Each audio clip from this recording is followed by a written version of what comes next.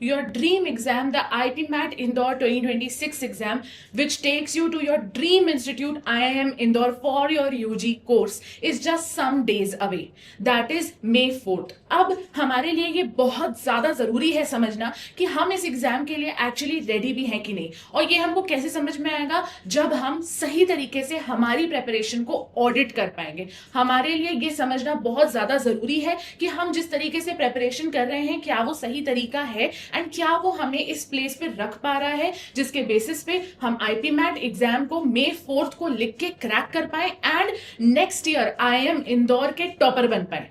अब यहाँ पे हमारे लिए बहुत जरूरी है कि हम ये समझें कि आईपी मैट 2026 की रेडीनेस ऑडिट आपका क्या है। इसलिए एक पेपर और एक पेन लेके आ जाओ ताकि तुम एक्चुअली अपने आप को रेट कर पाओ ऑन एवरीथिंग, प्लस अपना पूरा का पूरा जो भी आपने पढ़ाई की है उसको एक बार रिवाइज कर लो इस वीडियो को रोक के, ताकि आपको ये बात ध्यान आ जाए कि आपने क्या क्या पढ़ लिया है, कितने मॉक्स के लिए हैं, क्या आपका एक बेसिक एवरेज स्कोर आता है जब आप मॉक्स लेते हो, एटसेट्रा। इन सब चीजों को रिकॉल कर लो। I will give you 5 minutes and उसके बाद हम वीडियो को स्टार्ट कर सकते हैं।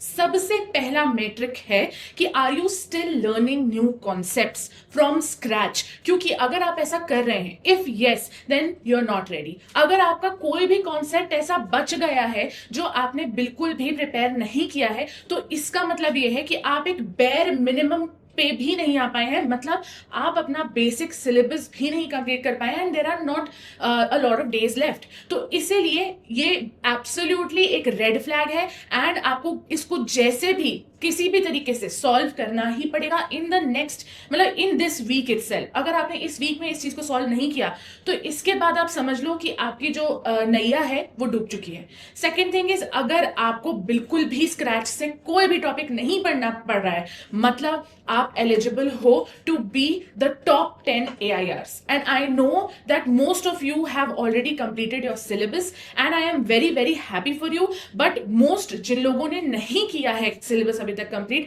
अभी भी एक वेकअप कॉल है। आपके पास एक हफ्ता है मैक्सिमम सिलेबस को कंप्लीट करने के लिए। ज्यादातर टाइम अपना स्पेंड करो उस चीज में एंड कैसे भी करके बस अपने सिलेबस को कंप्लीट करने में अपना 100% फोकस दे दो। जो नेक्स्ट चीज है वो ये है कि आपको अपने सिलेबस में मास्टरी होनी चाहिए। मैं सिर्फ सिलेबस कंप्लीट करने से मेरा मतलब सिर्फ ये नहीं है कि आपको सारे कॉन्सेप्ट्स पता है, आपको उनके बारे में थोड़ा बहुत बेसिक पता है और आप थोड़े बहुत नॉर्मल टाइप के क्वेश्चंस को सॉल्व कर पा रहे हो। नहीं, आप डिफिकल्ट से डिफिकल्ट क्वेश्चन सॉल्व कर पा रहे हो सबसे कोर फोकस वाले एरियाज में। कौन से हैं वो सबसे कोर फोकस वाले areas?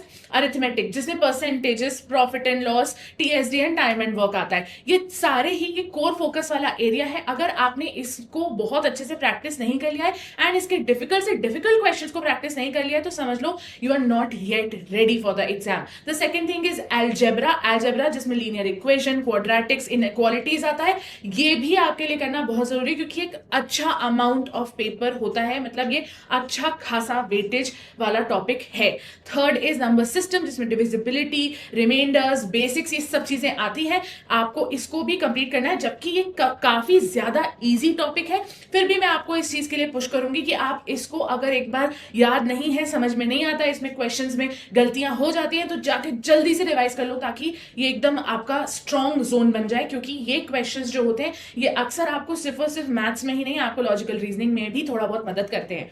The last thing is modern math. Yes, मुझे मालूम है मॉडर्न मैथ का ऐसे बहुत बड़ा वेटेज नहीं होता है, लेकिन अच्छा खासा वेटेज होता है जो आपको एक एज दिलाता है। हम यहाँ पे प्रिपरेशन इसलिए नहीं कर रहे हैं कि हमारा एक ठीक ठाक रैंक आ जाए, हम यहाँ पे प्रिपरेशन कर रहे हैं ताकि हम AIR 10 के अंदर आ जाए, ताकि हम टॉपर कहलाए, ताकि हम 100% IIM इंदौर की रेस में सबसे आगे दौड़ने वाला घोड़ा बन जाए। करेक्ट। लास्ट इज ज्योमेट्री जो है वो आपका एक डेंजर जोन है। अगर आपके बेसिक्स एंड फॉर्मूलाज सिर्फ हुए हैं और आपको बिल्कुल भी क्वेश्चन सॉल्व करने में थोड़ी सी भी प्रॉब्लम आ रही है, या अगर आप ये कह पा रहे हो कि मैं ज्योमेट्री में थोड़ा वीक हूं, तो ये आपके लिए एक बहुत बड़ा सायरन अलर्ट है, एक बहुत बड़ा रेड फ्लैग है।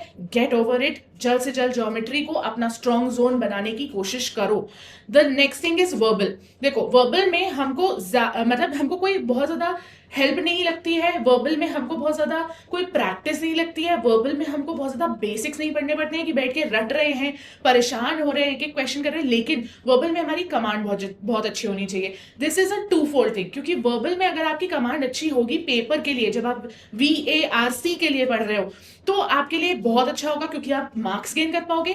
लेकिन वर्बल में अगर आपकी अच्छी कमांड होगी, मतलब उसका ये निकलता है कि अगर आपकी वोकैबुलरी अच्छी होगी, आपकी ग्रामर सही होगी एंड अगर आपकी रीडिंग की क्वालिटी अच्छी होगी तो आपके लिए आगे ये इंटरव्यू में भी बहुत काम आएगा। आप रीडिंग कॉम्प्रिहेंशन के एक पैसेज को पढ़ने के बाद 5 से 6 क्वेश्चंस को सही मार्क कर पाते हो, which is a huge thing. तो अगर आपकी रीडिंग अच्छी होगी तो आपका कॉम्प्रिहेंशन अच्छा होगा, तो आपके सारे आंसर सही आएंगे। नेक्स्ट इज ग्रामर की मास्टरी। आपको ग्रामर का एक एक topic, I am not kidding you on this, tenses, error correction, prepositions, parts of speech, कुछ भी हो, ये सब कुछ आपका एकदम परफेक्ट होना चाहिए। आपकी इसमें गलतियां नहीं होनी चाहिए। वोकैबुलरी कोई भी तरीके की, context based vocabulary, root words, synonyms, antonyms, जो भी आपने जितना भी पढ़ा है उसको सिर्फ और सिर्फ रिवाइज करने पे जाओ। अब कुछ भी नया अपनी वोकैबुलरी में ऐड करने की कोशिश मत करो। एवरीडे रीड करने की हैबिट डालो ताकि रीडिंग के बेसिस पे आपकी वोकैबुलरी भी और बेहतर हो सके, प्लस आपको रीडिंग कॉम्प्रिहेंशन में रीड करने में प्रॉब्लम ना हो। The next thing is mock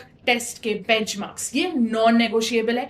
आपको देखो एटलीस्ट, मतलब मैं आपको ये मिनिमम अमाउंट बोल रही हूँ कि दिस इज नॉट इवन, मतलब बेयर मिनिमम से भी नीचे है। मैं तुमसे एक्सपेक्ट कर रही हूँ कि तुम्हारी थोड़ी सी फेमिलियरिटी है with मॉक्स, and that is 10 to 12 full length मॉक्स अगर तुमने दे रखे हैं। अगर तुमने अभी भी 10 to 12 नंबर भी नहीं गेन किया है तो आज वो दिन है when you start your full length मॉक्स, and her alternate day पे दो एंड साथ में उसका अच्छे से एनालिसिस करो। अगर तुम एनालिसिस नहीं करते हो अपने मॉक्स का तो it is not going to help you at all. तो इसलिए 10 to 12 मॉक्स तुम्हारा थॉट प्रोसेस होना चाहिए कि एटलीस्ट मैंने 10 to 12 मॉक्स किए हुए हैं। अगर तुम्हें मॉक्स की जरूरत है तो comment in the comment section and we will provide you, don't worry about that, and आप #IPMAT mocks भी चेक कर सकते हो from the link in description। देखो, एक डेंजर वाला जो स्कोर होता है आईपी मैट के मॉक्स में, आज की डेट में अगर आप आईपी मैट 2026 लिखने जा रहे हैं तो वो है 150 या 150 से कम। अगर 150 से कम आपका स्कोर आ रहा है मतलब आपके basics he in the first form clear नहीं है, आपका VARC ही क्लियर नहीं है इन द फर्स्ट प्लेस। तो QA की बात छोड़ दो, शॉर्ट आंसर्स की बात छोड़ दो, MCQs की बात छोड़ दो, क्योंकि VARC में ही आप इतने सारे मार्क्स कमा लेते हो एंड जो बेयर मिनिमम मार्क्स होते हैं QA में वो आप कमा के 150 तक ला पाते हो। लेकिन अगर 150 से कम आ रहा है तो brother you are in deep deep water, ठीक है। सेकेंड इज 150 to 180 जो है ये एक बॉर्डर लाइन है कि इट्स ऑल राइट। एंड जो नॉन नेगोशिएबल मार्क्स होते हैं, मतलब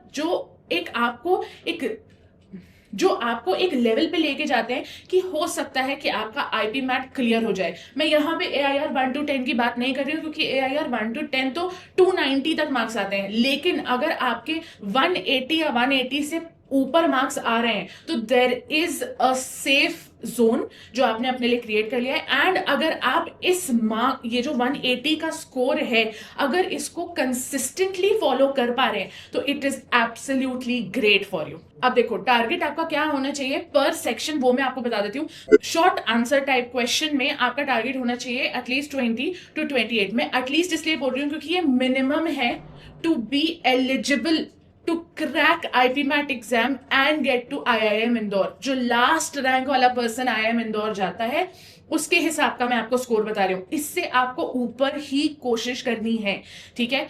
अगर आप MCQ के क्वेश्चंस के बारे में बात करें तो आपका टारगेट 35 to 45 होना चाहिए एंड वर्बल एबिलिटी में आपका जो टारगेट होना चाहिए वो 110 to 130 होना चाहिए, विच इज एब्सोल्युटली ग्रेट। आप इसको फॉलो करोगे एंड आप कंसिस्टेंट हो जाओगे तो एक नॉर्मल सी बात है, आप आईपी मैट में और थोड़ा एक्स्ट्रा अपना दोगे एंड उसके बेसिस पे आपके अच्छे मार्क्स आ सकते हैं।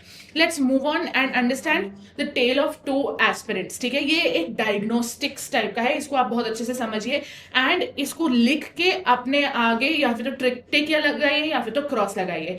पहली चीज है मेट्रिक स्कोरिंग 180 प्लस कंसिस्टेंटली। अब अगर आप इसके बाद after you are watching this video अगर आप 10 मार्क्स देने की सोच रहे हैं तो ये 10 के 10 मार्क्स में आपका 180 से कम स्कोर नहीं आना चाहिए, वॉट एवर हैपन्स। तो अगर तो अगर वो हो रहा है तो yes you are on track. Second, habit 1, deeply analyzing every single mock. मतलब आपने मॉक में एक गलती भी की है तो उस एक गलती का बेसिक ढूंढो, उसको रिवाइज करो एंड समझो कि तुमसे वो गलती कहाँ हुई। क्या कोई कैलकुलेशन मिस्टेक है, क्या तुम अननेसेसरीली किसी चीज को देख के भटक गए, तुम्हारा दिमाग काम करना बंद कर गया, क्या हुआ, क्या तुमने इन द फर्स्ट प्लेस जो कॉन्सेप्ट है वही नहीं समझा, क्या तुमने वीए में आरसी का क्वेश्चन ही गलत पढ़ लिया, क्या तुमने किसी चीज को इग्नोर कर दिया। ये सब चीजें तुम्हें सोचनी पड़ेगी एंड इसके बेसिस पे एनालाइज करना पड़ेगा आज इस वीडियो के बाद जो भी मॉक तुम देने वाले हो उसमें। द सेकेंड थिंग इज की habit 2, prioritising absolute accuracy over speed. अब देखो स्पीड, आई एम गेसिंग कि आज की डेट में तुम्हारी स्पीड बहुत अच्छी होगी, ठीक ठाक होगी। तुमने ये सोच लिया होगा कि मेरे को इतने क्वेश्चंस अटेम्प्ट करने चाहिए, मुझे चूज करना चाहिए कि मुझे कौन से क्वेश्चन अटेम्प्ट करने हैं। You are not a kid that I need to spoon feed, क्योंकि आप ऑलरेडी इतने देर से पढ़ रहे हैं आईपी मैट के लिए, आपको मालूम है स्पीड की कितनी इंपॉर्टेंस होती है एंड स्पीड से ज्यादा टाइम मैनेजमेंट की कितनी इंपॉर्टेंस होती है। यहां आज जो मैं आपको बोलने आई हूं वो ये है कि आपको एक्यूरेसी को एट अ बिगर पेडेस्टल रखना पड़ेगा। आपको ये सोचना पड़ेगा कि यार मेरे लिए एक्यूरेसी सबसे ज्यादा इंपॉर्टेंट है।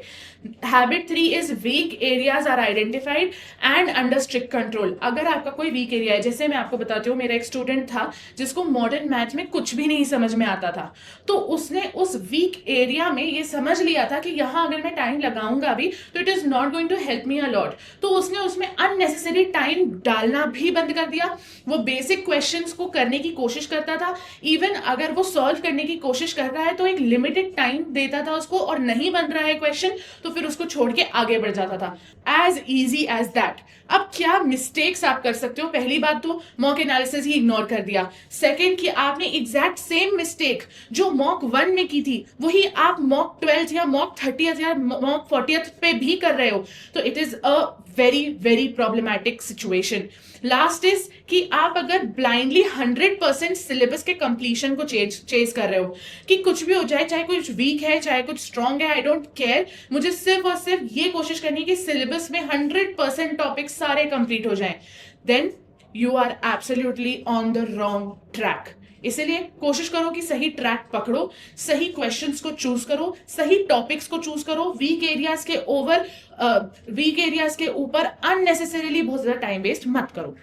Next, the surprise matrix. हाँ गाइस, ये बहुत इंपॉर्टेंट चीज है आपको समझना। आईपी मैट एग्जाम ही नहीं, कोई भी कंपेटिटिव एग्जाम अक्सर ऐसा करते हैं कि वो कभी भी किसी भी साल में कुछ नई चीज इंट्रोड्यूस करके आपको एकदम से सरप्राइज करते हैं। And if you don't believe me, ask your seniors, क्योंकि लास्ट ईयर भी ऐसा हुआ था कि कुछ लॉजिकल रीजनिंग के क्वेश्चंस को अननेसेसरीली ऐड किया गया था क्वेश्चन पेपर में, प्लस लेंथी आरसीज बना दिए थे, 3 पैसेजेस ऑफ आरसी आ गए थे, जबकि मोस्टली आरसी जो होते थे या फिर तो वो एक पैसेज आता था या 2 पैसेज आते थे एट द मैक्स, लेकिन जैसे ही वो 3 आरसीज बन जाते हैं तो उसका वेटेज बहुत ज्यादा बढ़ जाता है।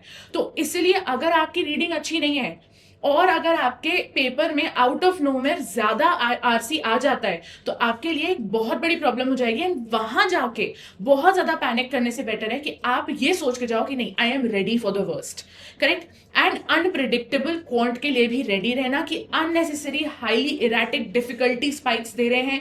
कभी एकदम ही इजी क्वेश्चन दे दिया लेकिन आगे जाके जो नेक्स्ट क्वेश्चन है वो इतना डिफिकल्ट है कि वो किसी भी हालत में सॉल्व होने ही नहीं वाला है।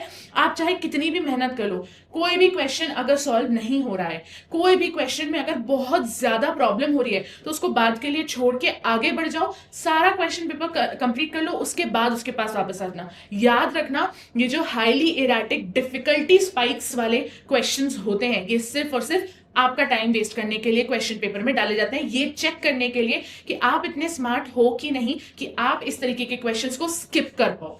स्किप करना सबसे इंपॉर्टेंट स्किल होती है, जैसे लाइफ में ब्रेकअप से मूव ऑन करना होता है।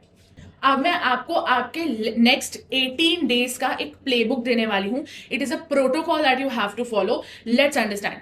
फेज 1 जो आपका वीक 1 है, दैट इज अप्रैल 15 से अप्रैल 21 तक, उसमें आपका ऑब्जेक्टिव क्या है कि आप वीक टॉपिक्स को थोड़ा सा फिक्स कर लें। वो कैसे करोगे? रिविजन करके। बेसिक्स का रिविजन कर लो, 3-4 क्वेश्चन सॉल्व कर लो, डिफिकल्ट से डिफिकल्ट क्वेश्चन निकाल के उनको सॉल्व करने की कोशिश करो, फुल लेंथ मॉक्स। तो इजीली बहुत आराम से वीक टॉपिक्स को फिक्स किया जा सकता है। लेकिन फिर इसके बाद वाला जो वीक है उसमें ये स्पिल नहीं होना चाहिए। वीक 2 में एक्सेलरेशन करना है हमको, जो कि अप्रैल 22 से अप्रैल 28 तक का वीक है। उसमें हमारा मेन फोकस होना चाहिए टाइम मैनेजमेंट, जिसकी वजह से हमको इस वीक में 4 से 5 मॉक्स करने हैं एंड इनको बहुत हेविली और अच्छे से प्रैक्टिस करना है। कोशिश करना है कि हमने पूरे मॉक्स कर लिए, उसके बाद भी जो हमारे पास टाइम बच रहा है उसमें हम एलआर और आरसी के कुछ बेसिक सेक्शनल क्वेश्चंस भी सॉल्व करते चलें, ताकि हमारी बिल्कुल भी हैबिट ना खत्म हो।